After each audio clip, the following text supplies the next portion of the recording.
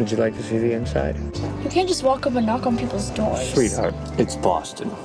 They're practically expecting us. Father was diagnosed manic depressive in 1967. Can I help you? My great-grandmother grew up in this house, and, well, I wanted to show it to my girl. I'm sorry, but I don't give tours. That was so embarrassing! He met my mother and told her all about his nervous breakdowns. She didn't care, so they got married, and they had me. Oh. And then my sister. They're bipolar. Probably sorry you married him. Never. You want me to pick you up after school? No! I'll be here at 3. Whew. Now that's something. That man is bipolar. And he told his wife before they ever decided to get married. But she was so in love, it didn't matter. What I talk about in chapter 8 of the book, In Sickness and in Health, is how important it is for you to evaluate these things in advance, whenever possible. In the chapter, we'll talk so much about ways to know, to have some indications. So I wanted to look at a real live example of what it's like to get married to someone knowing that they have these issues, whatever they are.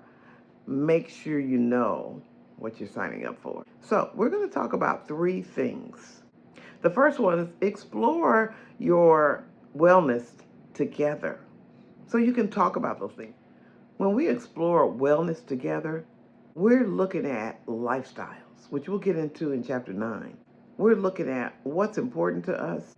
Make sure you have agreements and understand the differences as it pertains to your health and your relationship. What it is you're going to do and not do, what you understand and what you don't understand. What I have decided is that I don't want anybody taking care of me for the rest of my life. If I end up living till I'm 99, but in my 80s, I end up needing more care than what Pat can give herself, put me in a home where professional people can take care of me. Now, they won't love me and care for me as well as my family would, but I don't want to be that burden because I know what it looks like and how it feels. But again, you want to have that conversation with your partner because your partner may be the very opposite. They may be like, no, nobody's taking me anywhere. And you may have to say, I can't handle that. I don't want that have-to responsibility.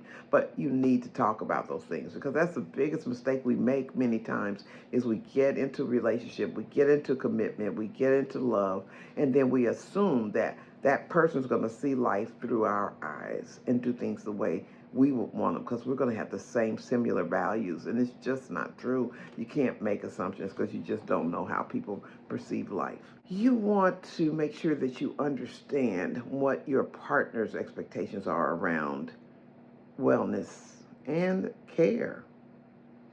How you want to be treated at the end of life.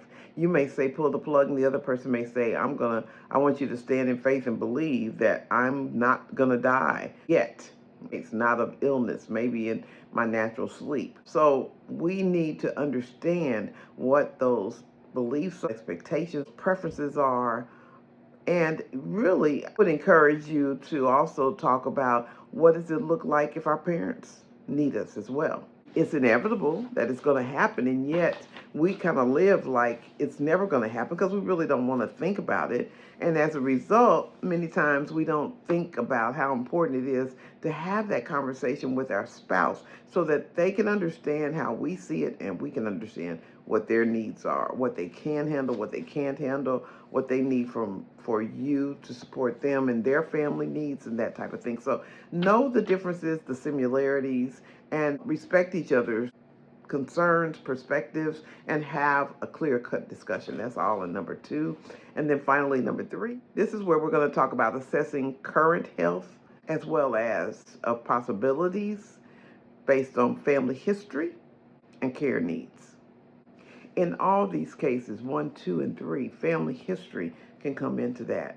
Sometimes we don't like to look at family history because you say, I write my own story.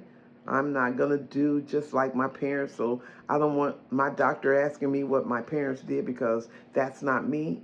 But it's still a good indicator of maybe what is hereditary, what type of genes are there, what type of historical habits have been made through the family, and as a result may infringe upon you even if you don't want that to be the case. Family history is going to be really important in all these conversations. Most beautiful and the most intelligent woman I've known in my entire life. Welcome, Dr. Alice Howland. Thank you. I hope to convince you that by observing these baby steps What's going on? oh boy, I have Alzheimer's disease, early onset. But we have to keep the important things in our life going. Merry Christmas. We have to try, or we're going to go crazy. This might be the last year that I'm myself.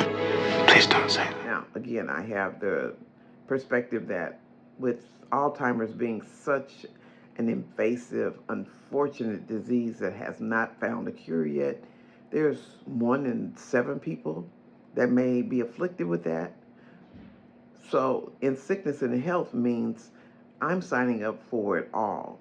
And that's why I beg of you, as you are dating your partner, as you're considering if this is for you for the rest of your life, to look at those things and really assess who you are, where you are in life, and if you can handle it. Because that's part of the reason I believe divorce is so huge, to get married based on emotions rather than looking at the whole picture. Yes, I want to be compatible with you. I want to enjoy you. I want to love you. And in most cases, truth be told, I want you to be my eye candy. I want to be able to look at you and be pleasantly delighted. But I also have to look at character, values, look at life practices and say, are these things going to make my life hard? Or are these things going to enable us to flow? For the most part, life is full of ups and downs. There's no perfect person. There's no perfect scenario, but you can minimize the differences if you're willing to look, and health is a big one. So in summary, when you do those 3 things, you explore wellness together, you look at the agreements and differences in health and your different perspectives, and then you assess the wellness factors, what types of health issues may exist now, what the care needs may be now as well as later, and family history, and technically all 3 of those categories. This will give you the equipping you need to make a sound decision about, can I handle this? All right, hope this helped. Hit the bell for your notifications. Tap the subscribe if you hadn't done it yet. And I'll see you next